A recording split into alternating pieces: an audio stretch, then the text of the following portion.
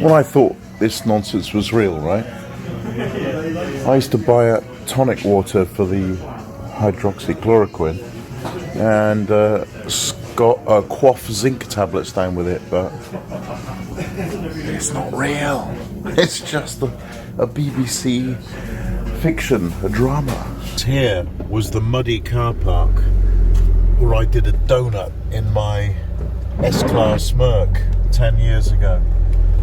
Oh yeah, I had the front just pinned to the middle as the back swung round like a pendulum all the way. Oh yeah, it's one of my best car park donuts yet.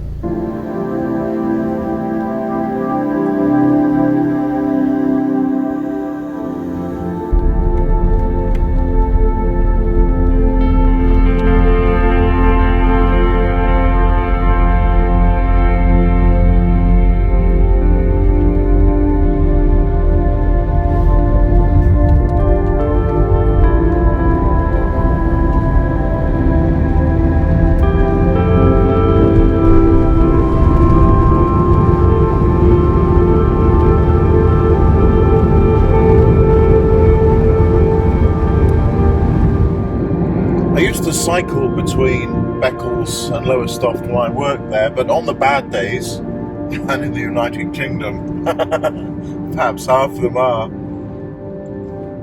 I used to drive along this route. I had the three choices really: the back lanes, the boring main road, or this, the Somerleyton road. This is properly scenic round here.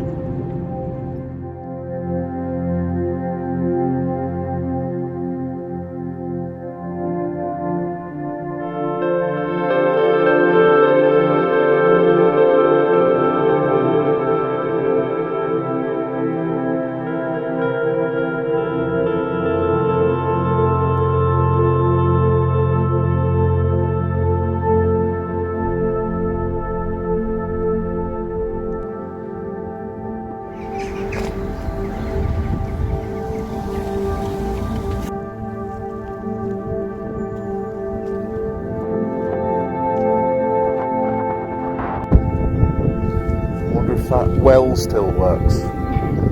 No, that's not tied to anything.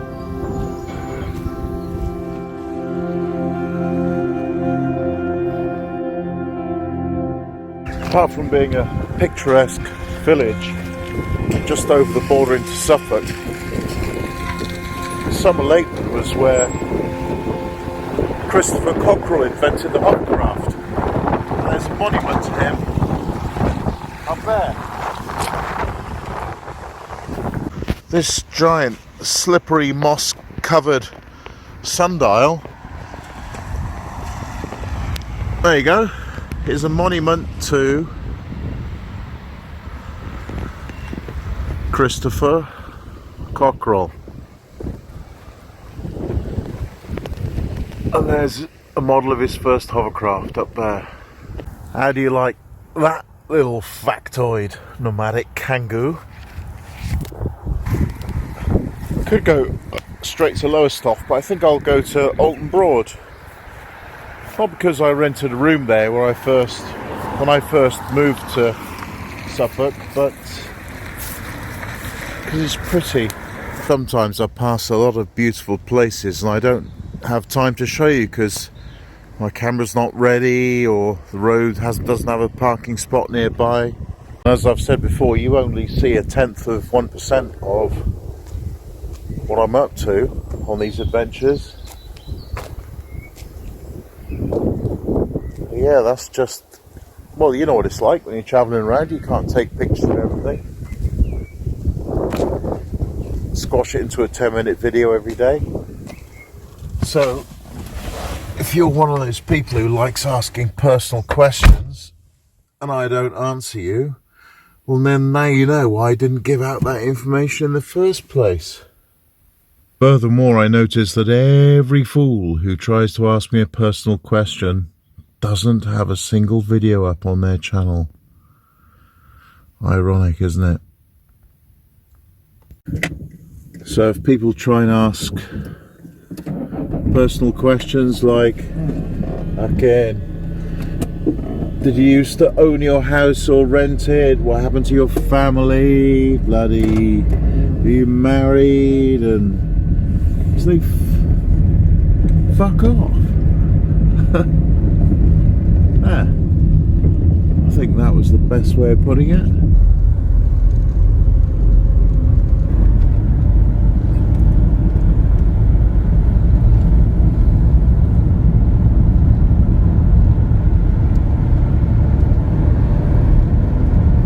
I was just wondering then, am I only visiting the parts of Britain that I know already?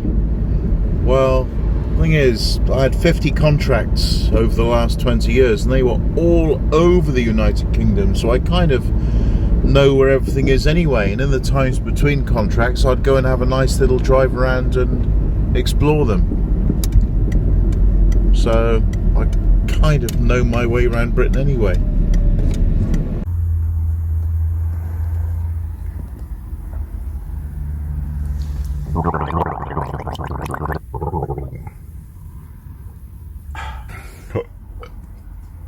I rented a room in this street 15 years ago when I first moved to Lowestoft for this website rebuild job, and the man of the house worked as a prison guard, and he was such a dick. I remember once I was eating my cornflakes in the breakfast room,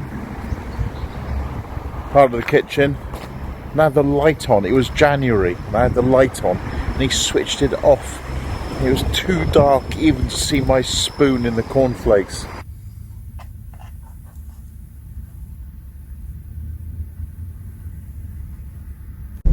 Oh yeah, Brett would be proud of me. This is an awful industrial estate. When I was 21, I had a company car. It was the really old Peugeot 30 something van. I suppose the predecessor of this one. And it had synchromesh on first, so when you were standing still, just push the... Oh, it works! You could just push the gear stick forwards and it would roll on the synchromesh and eventually engage first gear. And you can go all the way up through the box like that to 30 miles an hour, should you feel so inclined. Top spot. My God, that's the register office. That is so grim. Here I am in Lowestoft at sunset, and these bogs better be open. I mean, the number one is about a half-hour emergency. Number two, down to 4 hours now. There are bogs here. The sat-nav says there was, and that they were open. I am right at the base of Maslow's pyramid now. Any psychologists in the audience? Oh. I have, however, found a tap with water. On any other day, that would be a good find. Yeah, oh, yes! Just as I pressed record, there it was.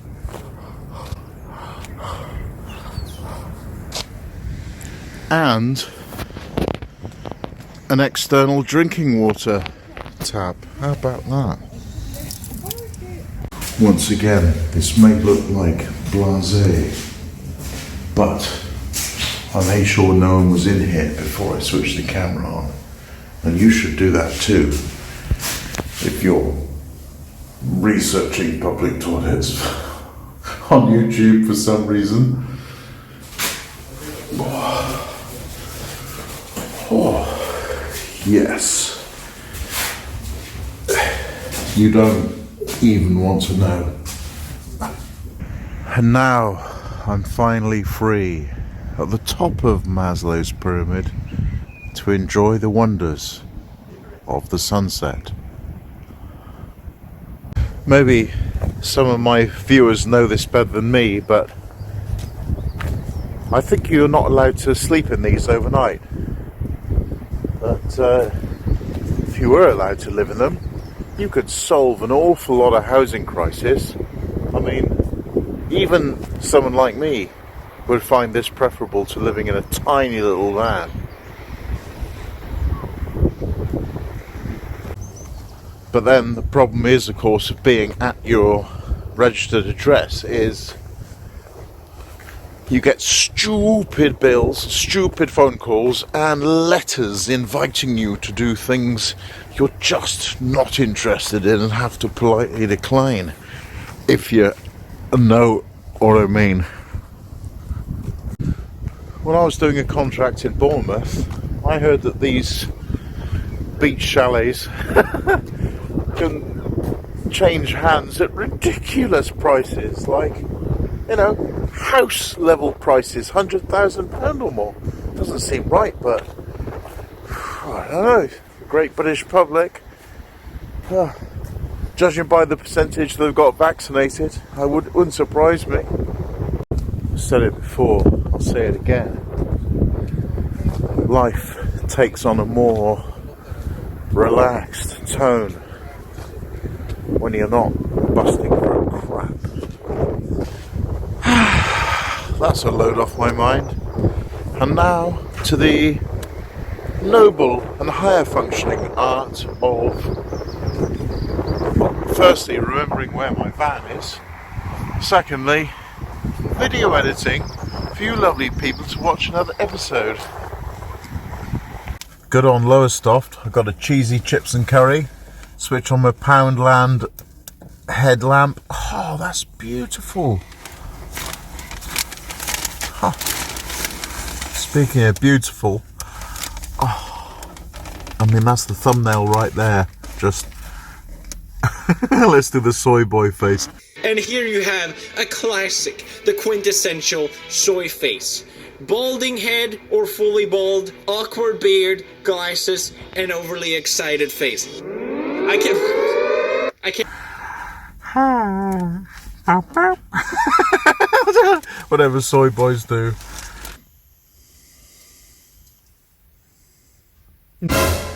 No.